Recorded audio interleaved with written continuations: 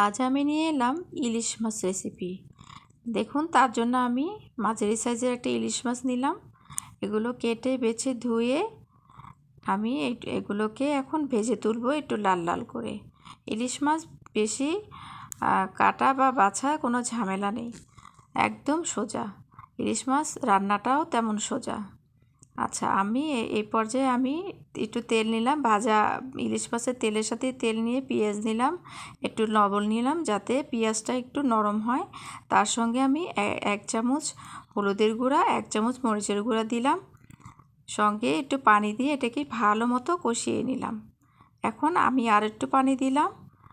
এটাকে ফুটে ওঠার পরে আমি ভাজা ইলিশ মাছগুলো ছেড়ে দিব। এই দেখেন, একদম সোজা ইলিশ মাছ ভাজা, যে কেউ এটা রান্না করে খেতে পারবে। এখন উপর দিয়ে আমি ধনেপাতা ছিটিয়ে দিলাম। এই তো হয়ে গেল আমার সহজ রেসিপি ইলিশ।